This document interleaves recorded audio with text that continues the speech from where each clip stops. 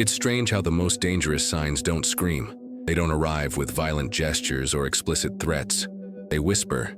They infiltrate small perceptions, subtle comments, interpretations that, at first glance, seem innocent. But before you know it, you're trapped inside a narrative you didn't write, defending yourself against accusations that originate not with you, but in the mind of those who created them. Carl Jung knew this, and he knew it because he experienced the impact of this phenomenon firsthand, an impact so profound that it forever changed the way he viewed human danger. At first, he wasn't dealing with a criminal, a tyrant, or someone openly hostile. The patient seemed trustworthy, polite, articulate, genuinely concerned about others.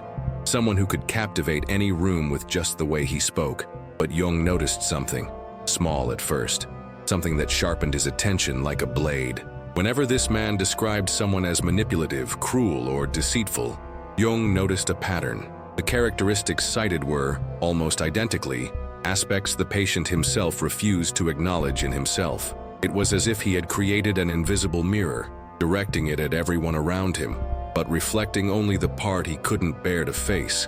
And the most disturbing thing was that he absolutely believed these perceptions were the truth. There was no room for doubt, for nuance, for reconsideration. His conviction was pure, unshakable. In less than 6 months, this patient destroyed 3 close relationships, caused 2 colleagues to lose their jobs, and pushed his own brother to a nervous breakdown, all while maintaining the image of both innocent and wronged. Jung realized that he wasn't dealing with a simple misinterpretation or a personality conflict. He was seeing before him the manifestation of one of the most dangerous mechanisms of the human psyche, the unconscious projection of the shadow combined with absolute conviction. And what made this even more dangerous was the fact that, for the patient, none of this was fabricated. His mind had rewritten reality to fit the narrative he needed to believe. Think about it. If someone lies to you, there's room for defense. You know their version is false. But when someone deeply believes their own distortion, the line between truth and illusion disappears. What you face isn't just a fabricated story, but an alternate reality that, for that person, is as solid as the ground they walk on, and worse. This reality begins to spread. The projector isn't content to see you distorted. It needs others to see it too. That's when the lie becomes truly dangerous, when it starts to gain witnesses. Jung understood that this was more than an individual problem. It was a field of influence, one that could expand until it turned an entire group into unwitting accomplices to a distorted view. And when that happens, it doesn't matter what you say, how you defend yourself, or what evidence you present. You become guilty by definition, and every attempt to prove yourself innocent is used as evidence of your supposed guilt. The question remains, how does this begin? Not explosively, but with small gestures, an observation about your expression, a forced interpretation of a sentence you said, a misreading of your intentions. At first, you ignore it. You believe it's a misunderstanding that will resolve itself. But over time, you realize you're not dealing with a simple miscommunication. You're dealing with a self-reinforcing mechanism. The more the other person believes in the projection, the more they reinforce that belief. And the more they reinforce it, the more convincing it becomes to those around them.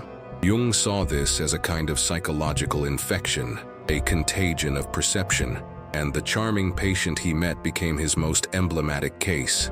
Because while he wreaked havoc, he never saw himself as the agent of that destruction. On the contrary, he was, in his own mind, the sole victim in the midst of a hostile world. And that's what made it all the more dangerous. When you encounter someone like this, you're not just confronting a false perception of who you are. You're fighting the impossibility of proving otherwise. Because in the projector's mind, there's no such thing as maybe. There's only it is. And this certainty is armor against any external evidence. At each session, Jung observed how the patient shaped events to fit his narrative. A neutral gesture was interpreted as hostility, silence as calculated indifference, a misplaced word as manipulation. Nothing escaped the distorted filter that governed his perception. It was impossible to make him see reality differently. The most disturbing thing is that, from the outside looking in, everything seemed coherent. The stories were well constructed, the justifications convincing. For those unfamiliar with the behind-the-scenes details, there was no reason to doubt them. And that's how these narratives gain traction. not because they're true, but because they're told with a conviction that's rarely questioned. Jung began to wonder how many lives had been destroyed not by direct actions, but by distorted perceptions held by people unable to see their own shadow. And the more he investigated, the more he realized that this was not a clinical exception. It was a human pattern, a pattern that could be found anywhere, in politics, in families, in businesses, in friendships.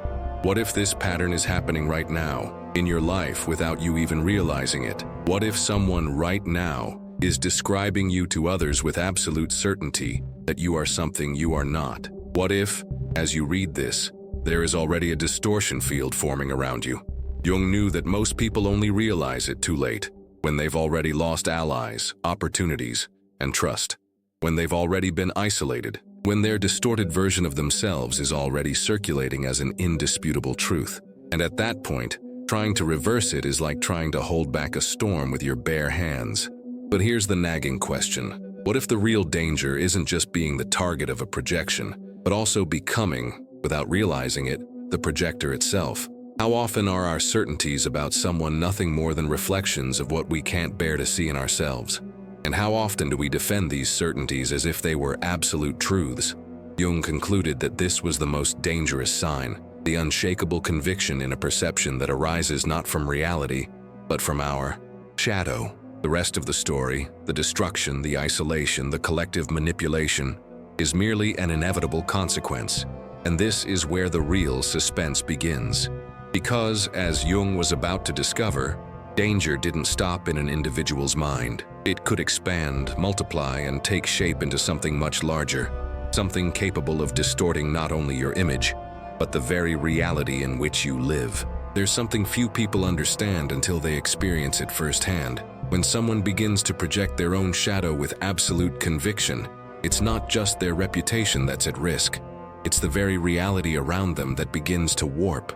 Jung realized that this phenomenon creates what he called a distortion field, an invisible but extremely powerful force that alters the perception not only of the person projecting it, but also of everyone who comes into contact with this narrative. This distortion isn't born from a conscious lie. It stems from a mental, almost neurological reconfiguration. Modern research, such as that of Robert Sapolsky at Stanford, shows that during these episodes of intense projection, the brain activates the same neural networks we see in delusional states. In other words, the person isn't pretending to believe, they truly believe, and it's this apparent authenticity that leads others to believe as well. Imagine you work in an office and a colleague, almost imperceptibly, begins to interpret your actions negatively. An isolated delay becomes a lack of commitment. A differing opinion is labeled hostile posture. Silence in a meeting is described as calculated indifference. You don't worry at first, knowing these are misinterpretations, but over time, you notice others starting to treat you differently. Small gestures change, smiles disappear, conversations dwindle, until one day, you discover a silent consensus that you are untrustworthy, a consensus born of completely distorted perceptions. This is exactly what Jung saw happen repeatedly in his studies and consultations. The projecting patient, convinced of his vision, begins to share it with others, and not aggressively. It's with care, with genuine concern. He doesn't say, "So-and-so is bad." He says, "I'm worried about what I perceive in him," or "I've noticed something strange and I fear he's harming the group." This is how the narrative enters the minds of others, not as a direct accusation, but as a worried warning. And suddenly, you're no longer just dealing with one person who sees you distortedly, but with an entire group that begins to see you through the same lens. Jung compared this to a psychological virus, a virus that spreads through social and emotional contact, infecting the perceptions of those who receive it. Once this distorted perception is accepted, it creates confirmation bias.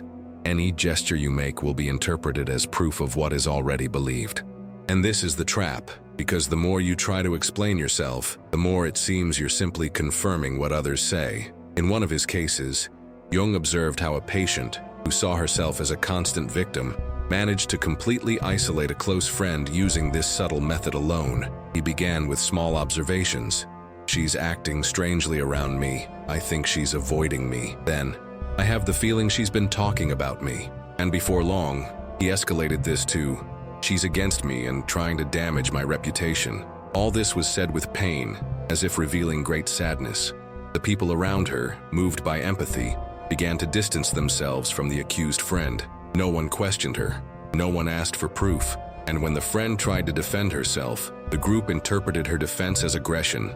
The estrangement was permanent. This is the power of the distortion field. It not only changes how others see you, but also how you begin to see yourself. After weeks or months of being constantly misinterpreted, you begin to doubt your own clarity. You begin to wonder, did I really say that wrong? Am I really acting this way without realizing it? This internal doubt is fertile ground for the loss of identity. In everyday life, this can happen anywhere, in a group of friends, in a romantic relationship, within a family, even in online interactions. All it takes is one person with absolute conviction in a distorted perception and the ability to convey it convincingly.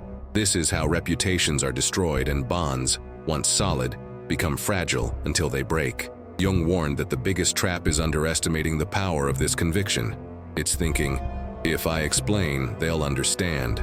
In practice, explaining is playing the game of distortion. It's offering more material to reinforce the projection.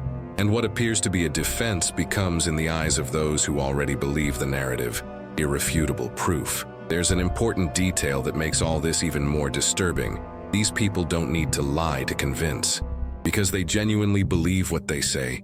The emotion they convey is real. That's why the distortion field is so dangerous. It doesn't depend on conscious manipulation. It stems from an illusion that feels true. And, like a virus, the more emotionally charged the narrative, the faster it spreads. Words spoken with sadness or indignation are more contagious than those spoken neutrally. Emotional impact is the vehicle that transports the distortion to new minds. Have you ever wondered how many times you've formed an opinion about someone based not on what you've experienced firsthand, but on what you've heard from someone else?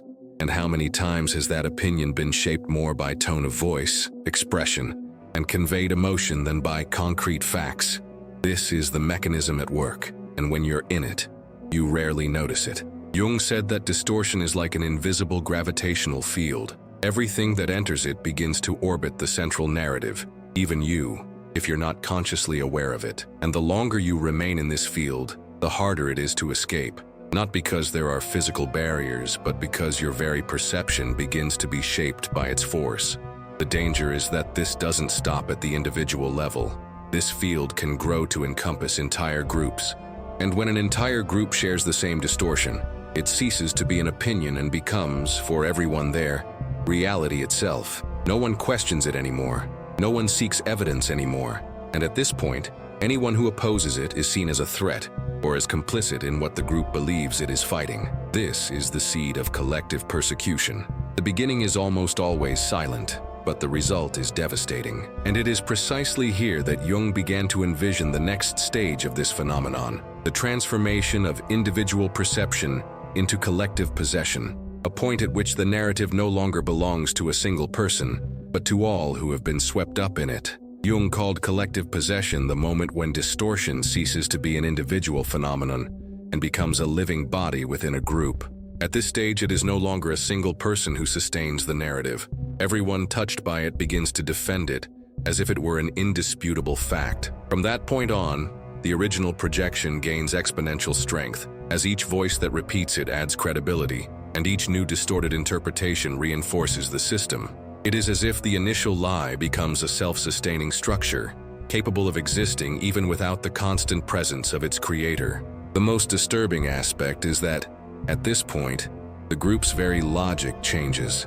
It's not just about sharing a mistaken opinion about someone, it's about reorganizing the way internal relationships work so that everything revolves around this distorted perception. People begin to be judged not by what they do, but by how much they align with the prevailing view. Disagreeing is no longer seen as a legitimate difference. It's interpreted as disloyalty. Have you ever stopped to think how many times groups you know have behaved this way, even without realizing it? This transition from individual vision to collective ownership is rarely dramatic at first. It happens gradually, almost invisibly. It begins with informal conversations, knowing glances between those who get what's going on. Gradually, small coordinated actions emerge.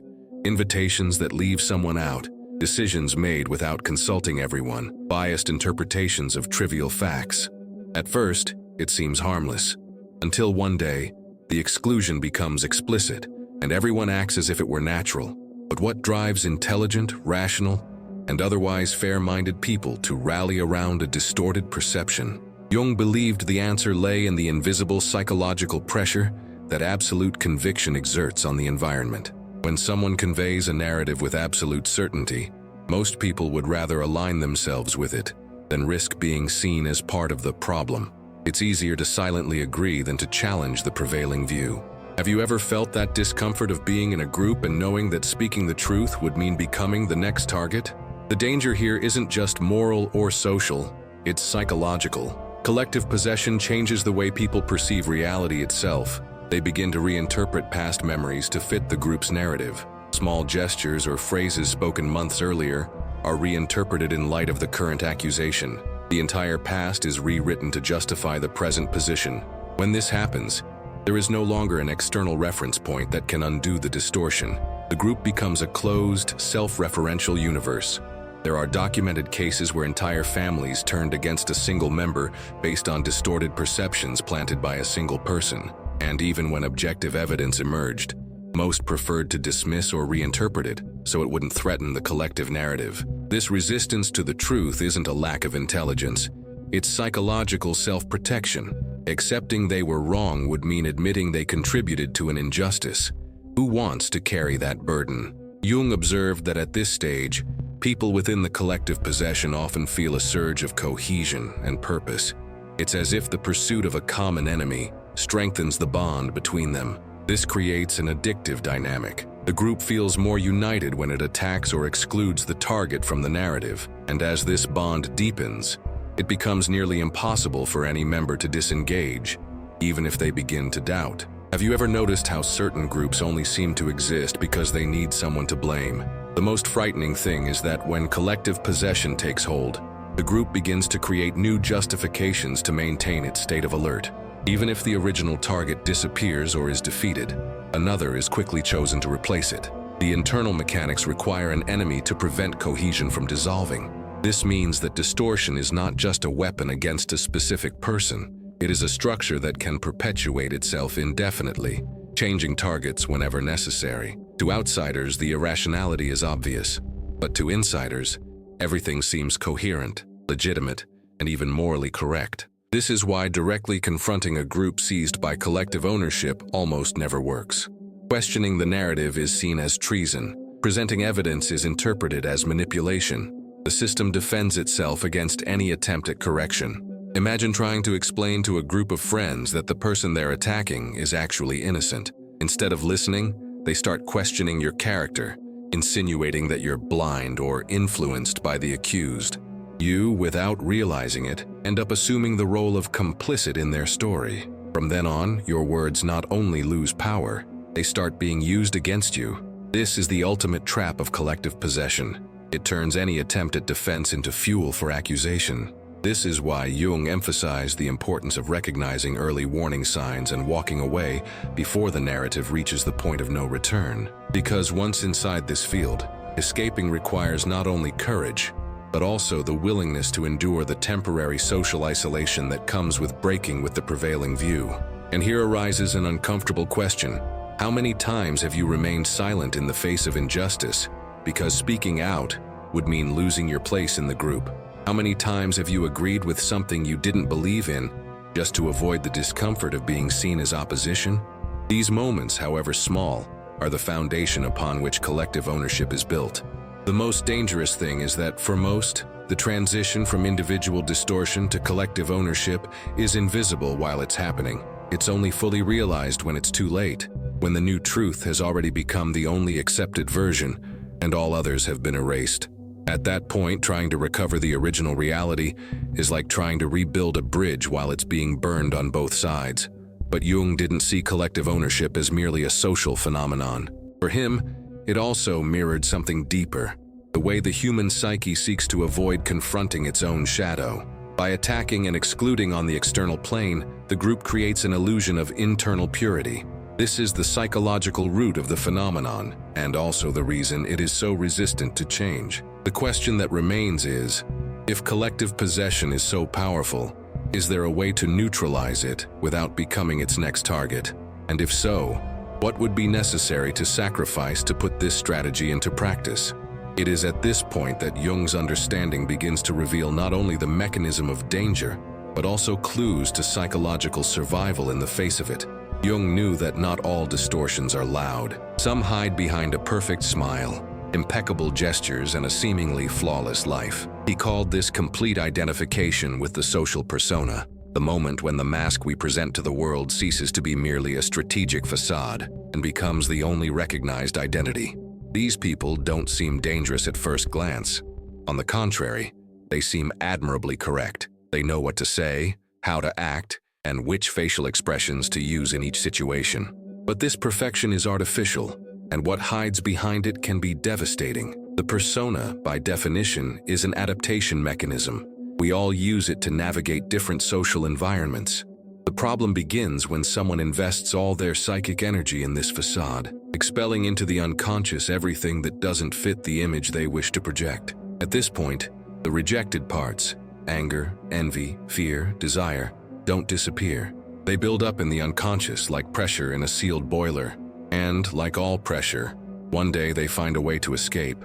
Recent research in clinical psychology shows that people who are overly adapted to rigid social standards tend to experience much more intense emotional outbursts in times of crisis than individuals who maintain conscious contact with their imperfections. This statistic confirms what Jung observed in the early 20th century. The more perfect the persona, the more violent the shadow's eruption when it finally manifests.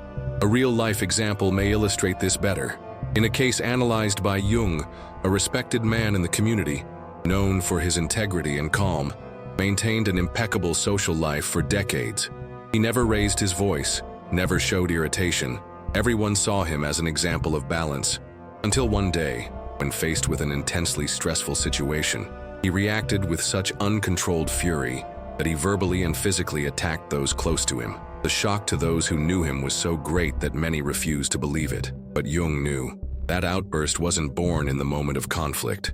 It was the result of years of repression. The question is, how many of these perfect people are around us right now, maintaining control at all costs without anyone realizing they're living on the brink of a breakup? And when that breakup happens, how many will be hit by it? The danger of an overdeveloped persona lies not only in the possibility of explosion, it also lies in the person's inability to deal with any threat to their image. Criticism, no matter how small, is perceived as an existential attack. This explains why these people react so disproportionately to small perceived flaws.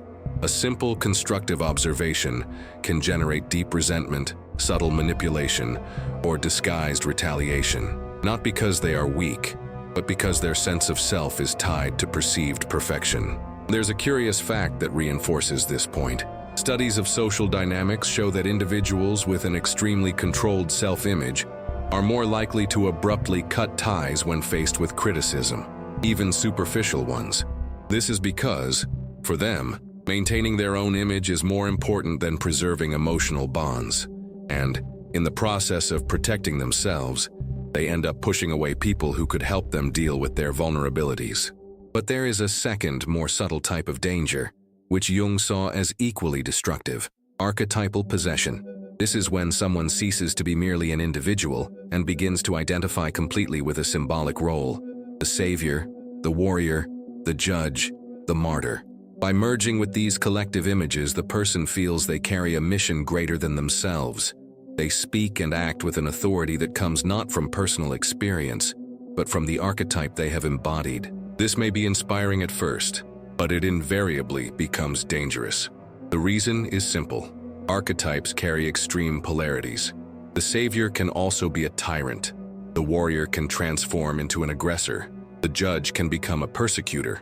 When someone is possessed by an archetype, they believe they are acting for the greater good, even when causing profound harm. And because they see themselves as instruments of a higher power, any opposition is interpreted as resistance to their own good. Historical cases show that charismatic leaders, driven by archetypes of salvation or justice, were responsible for catastrophic decisions precisely because they believed they were acting with absolute legitimacy. This is the risk. The higher the perceived mission, the lower the capacity for self-criticism. This fusion with archetypes also appears in common situations.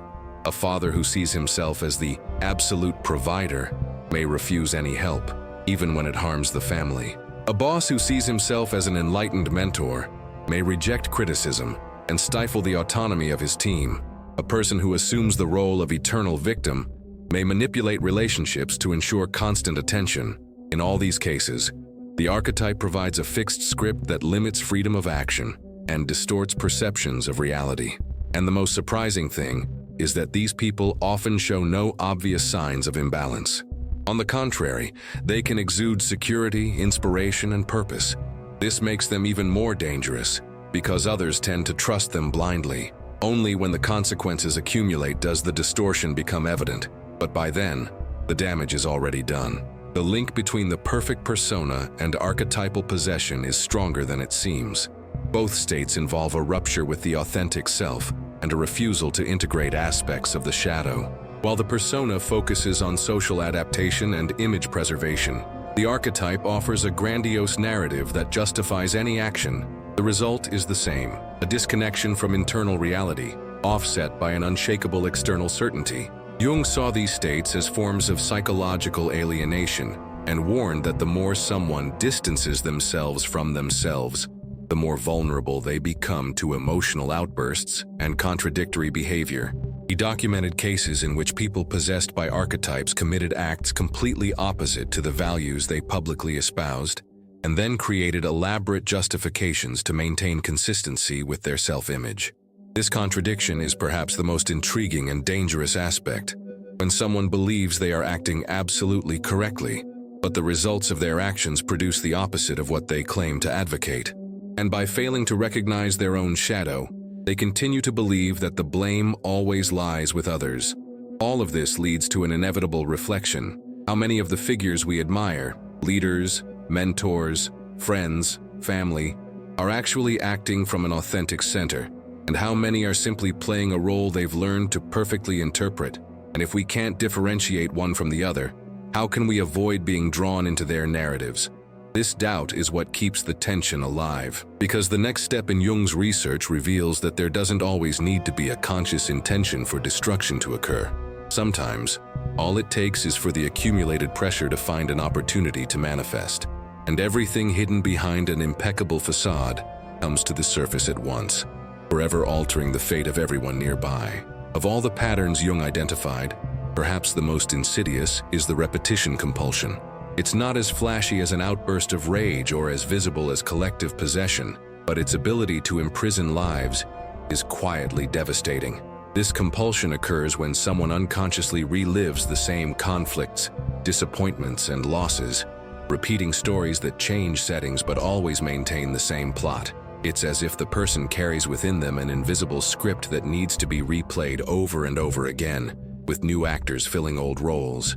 The most disturbing thing is that for those caught in this cycle, each new iteration feels unique. They truly believe that this time is different. They don't realize they're merely replaying an old drama, written from unresolved emotional wounds. And the danger for those who get close is clear. You can be drawn into a role that isn't yours, reacting to situations that didn't originate with the two of you, but from something much older. Jung called this phenomenon negative synchronicity, a kind of unconscious magnetism that attracts the right or wrong people so that history can recur. It's not fate, but rather deep psychological patterns that shape our choices and reactions. Someone who has experienced abandonment may, without realizing it, repeatedly engage with emotionally unavailable people. Someone who has been betrayed may create dynamics of distrust so suffocating that they end up provoking the very betrayal they feared. This repetition is dangerous because, from the outside, the first signs are almost invisible. At first, everything seems normal, even charming. The intensity of the connection can be interpreted as genuine passion, but in reality, it's the unconscious impulse to fit yourself into the role necessary for the narrative to repeat itself. And once inside, getting out requires more than willpower. It requires awareness. A real-life example helps illustrate. Jung once treated a woman who had been married 3 times throughout her life. In each case, the story was the same. At first, an attentive and devoted partner. Over time, accusations of distance, increasingly frequent arguments, and a painful breakup. Interestingly, in each case, she chose men completely different in appearance, profession, and personality. But the plot, the phrases said during the arguments, and even the circumstances of the separation were almost identical. When Jung pointed this out, she was shocked. "I had no idea I was living the same story in different chapters." This type of pattern isn't exclusive to romantic relationships. It appears in friendships, work relationships, and even in how we deal with money, success, or failure. Someone who feels unrecognized may unwittingly adopt behaviors that ensure their work is ignored. Someone who fears being exploited may create such rigid barriers that they alienate legitimate allies, reinforcing feelings of isolation. The greatest danger of repetition compulsion is that it's not content with recreating the past. It also attempts to correct it, but unconsciously and therefore ineffectively. The person puts themselves in situations similar to those that hurt them in the past, believing that this time they'll achieve a different outcome. However, because they don't recognize the true origin of the pattern, they end up making the same decisions and achieving the same outcome. For those drawn into this cycle, the effect is confusing. At first, you don't understand why certain situations seem so emotionally charged, even when they're objectively minor. Gradually, you realize you're reacting to something that didn't start with you, and if you're not careful, you can end up internalizing the blame or the role you've been assigned. This is when the pattern begins to perpetuate itself in your life as well. Jung observed that repetition compulsion often stems from early trauma. Intense experiences from childhood or adolescence that could not be emotionally processed become trapped in the unconscious. The psyche, in an attempt to integrate these experiences, recreates similar scenarios, hoping that this time the outcome will be different. But because the process is unconscious, the person fails to see the traps they themselves create along the way. One detail that makes everything even more complex is how these patterns choose their supporting partners. It's as if the person emits invisible signals that only those with specific predispositions can detect. And once these two patterns meet, the cycle closes with impressive speed. This is why some connections seem destined from the first encounter. In fact, they are complementary patterns recognizing each other. To break this cycle, Jung said we must first recognize the pattern, which requires an uncomfortable level of self-observation. We must accept that on some level, we are actively participating in creating the situations that hurt us. This doesn't mean blaming the victim, but rather giving them back the power to act differently.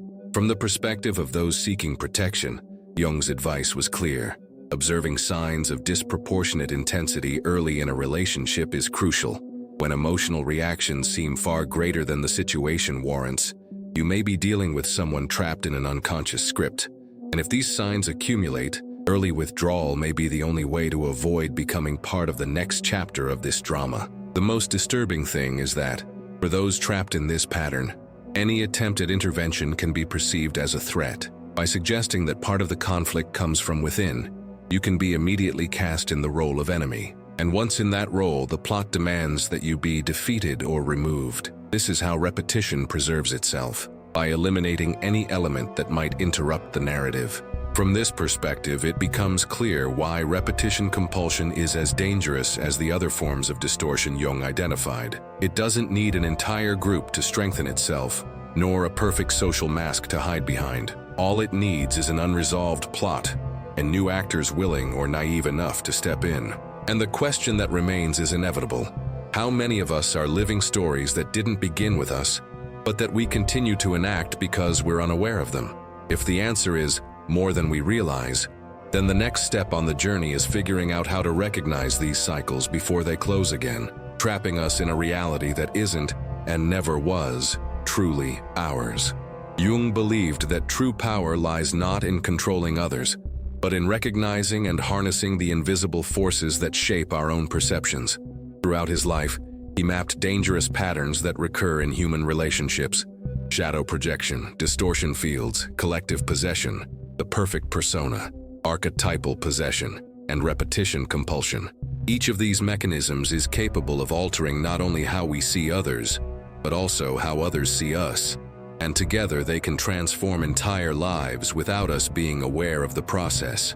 The greatest danger, he said, is when these patterns operate in the dark, unseen, guiding decisions, emotions, and bonds, influencing even the smallest gestures and words. But it's not enough to intellectually acknowledge that these phenomena exist. It's necessary to develop a practical strategy so that knowledge becomes real protection.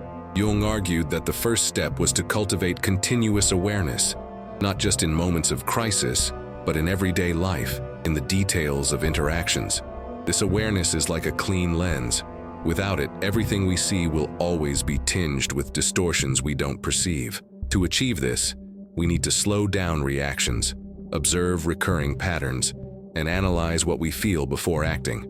The strategic plan he proposed can be adapted to modern life in 6 clear steps. 1. Confirm your inner perception before reacting. When someone misinterprets your actions, ask yourself, does this match what I really feel or think? This pause prevents you from being immediately drawn into their distortion field. 2. Avoid wasting energy trying to convince someone who is already closed off. When there is absolute conviction, explanations become fuel for projection. Direct your energy toward preserving inner clarity, not toward trying to win disputes that have no way out. 3. Control the exposure of personal information. The more material you offer, the more elements there are to be reinterpreted. Share only what cannot be used against you, preserving the essential. 4. Keep records and evidence. Write down dates, words, and events. This isn't to live on the defensive, but to have a reference point if the distorted narrative begins to spread. These records act as anchors to reality. 5. Seek support outside the distortion field. Neutral people can offer perspectives that confirm or adjust your perception, helping you stay in touch with reality. 6. Practice strategic withdrawal. If all the danger signals are piling up and there is no opening for real dialogue, walking away may be the only way to preserve your emotional integrity. These steps aren't just reactive, they also work preventatively. The more you develop the ability to observe patterns and stay centered, the less vulnerable you become to the unconscious games that destroy relationships and reputations. Jung emphasized that this lucidity isn't cold or cynical. On the contrary, it stems from a deep respect for yourself and others, a respect that doesn't allow you to be drawn into realities that don't belong to you. But there's an even deeper aspect to this teaching, the need to look at our own shadow. It's not enough to identify projections in others. We must recognize when we ourselves project them.